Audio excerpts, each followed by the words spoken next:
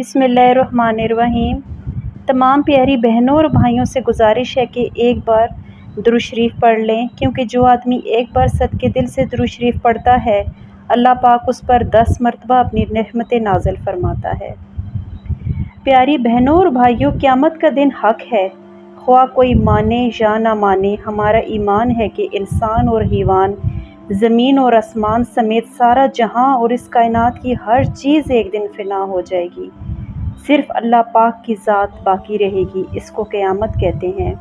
جیسے ہر چیز کی ایک عمر مقرر ہے جس کا علم اللہ پاک کو ہے، اس عمر کی مدت پوری ہونے کے بعد وہ چیز فنا ہو جاتی ہے، اسی طرح اس دنیا کی بھی ایک عمر مقرر ہے جس کا علم صرف اللہ حق باری تعالیٰ کو ہے۔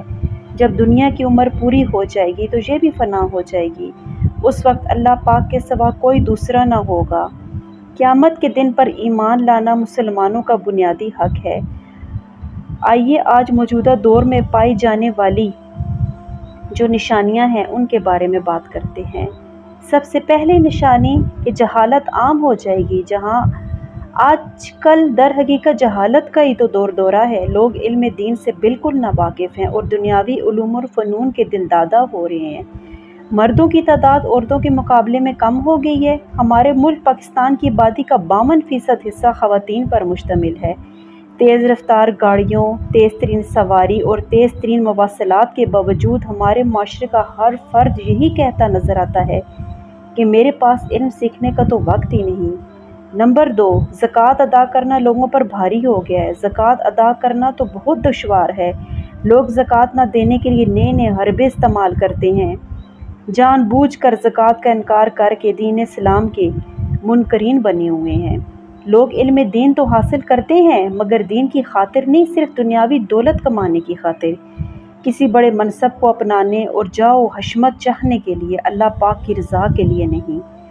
نمبر 3، جو قیامت کی نشانیوں میں سے ایک نشانی ہے کہ ماں باپ کی نافرمانی۔ مرد آج کل ماں باپ سے بڑھ کر اپنی بیوی کی بات مانتے ہیں۔ ہر عورت کی خواہش ہے کہ اس کا شوہر صرف اسی کی بات کو اہمیت دے۔ لوگ والدین سے علیحدہ اپنا گھر بسا لیتے ہیں، اپنے احباب سے میل ملاپ اور تعلقات رکھتے ہیں مگر اپنے والدین سے دور رہتے ہیں۔ اور چوتھے نمبر پر گانے باجے کی کثرت ہو گئی ہے۔ آج کل گانے باجے کی کثرت ہمیں قرب قیامت کا پیغام دے رہی ہے۔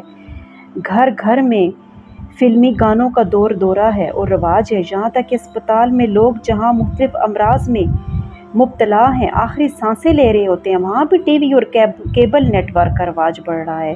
مریضوں کو توبہ استغفار اور مختلف وظائف اور ورد اور اوراد کی تو تلقین کی بجائے فلمی گانے سننے، فلمی ڈرامے دیکھنے کی ترغیب دی جاتی ہے۔ نمبر 5، لوگ نمازیں قضا کریں۔ معراج پر جانے والے آقا صلی اللہ علیہ وآلہ وسلم نے قیامت کی ایک نشانی یہ بھی بیان فرمائی کہ لوگ نماز قضا کریں گے۔ آج نمازیں قضا کرنے کے مناظر ہماری آنکھوں کے سامنے ہیں۔ آج ہمارے معاشرے میں سستی کی وجہ سے آئے دن نمازیں قضا کر دی جاتی ہیں۔